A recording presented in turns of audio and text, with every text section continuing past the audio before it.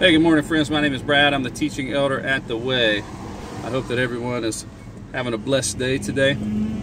We are in the book of Ephesians this weekend in church, specifically Ephesians chapter 4, as we're talking about know God and live like it. And that's the premise of our series, that the more you know God, the more you know about God, the more that reveals itself in your conduct. That you cannot come to know God and know more about God without it having some sort of effect on your conduct. And conversely, your conduct is revelatory of whether you know God or what you know about God.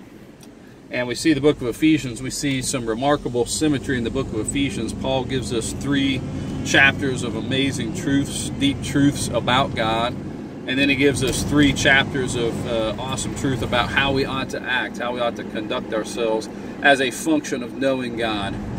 And we are pretty deep into chapter 4, and we're really starting to get into the nuts and bolts of Christian conduct, Christian ethics, what that looks like. And so I'm going to ask the congregation up front, I'm going to ask you, are you a Christian chameleon? So what is a chameleon? Well, a chameleon is one of these ugly lizards, but a chameleon has the ability to change their appearance based upon their environment. And they change their appearance in order to blend in with their environment so that they will not be seen, so that they will be safe. That's what a chameleon is. And I know a lot of people are Christian chameleons, and that is they change their environment based upon where they're, or change their appearance, their conduct based upon where they're at, based upon who they're with, based upon what they are doing, all those kinds of things. They change their conduct, and the whole point is to blend in. When they're with their work people, they don't act the same as they do at church, or when they're out with some friends or hanging out with these guys, they don't conduct themselves the same way that they would at home. And the whole point is you want to blend in with those around you. You don't want to look different, and it's a safety thing. You want to be safe. You want to protect yourself, because if people know that you're a Christian, then that opens up a whole can of worms that you may not want to have opened up. And so there's a lot of Christian chameleons out there. And listen, I am not pointing the finger at anybody, because I have been a Christian chameleon on more than one occasion, many different times. Matter of fact, my kids joke sometimes about the existence of church Brad versus home Brad. That when I'm at church, I'm all smiles, I'm friendly, but when I'm home, I'm kind of a grumpus, I'm grouchy sometimes, and I will say guilty as charged. And so one of my goals in my walk is to bring into congruence church Brad and home Brad, that there's no church Brad or home Brad, there's just Brad. I want to be the same no matter where I'm at.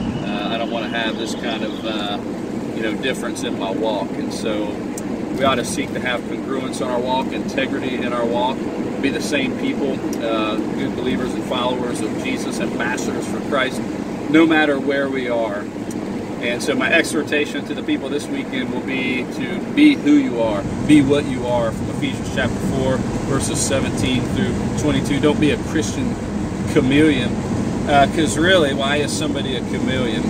Some of that is cowardice, quite frankly, that we are afraid that people would find out we are Christians, and maybe afraid that we would be exposed as a fraud, maybe afraid that our hypocrisy would be exposed. Lots of different reasons why somebody might be a Christian chameleon. So don't be a Christian chameleon. Seek integrity in your walk no matter where you're at or who you are with. And as always, if you are not a member of a church, find you a good Bible-believing church. There's some around, and then go there often. And if you're in Clarksville, you can come see us at The Way. And if you are a man, take your families to church this weekend. Have a great weekend. God bless you.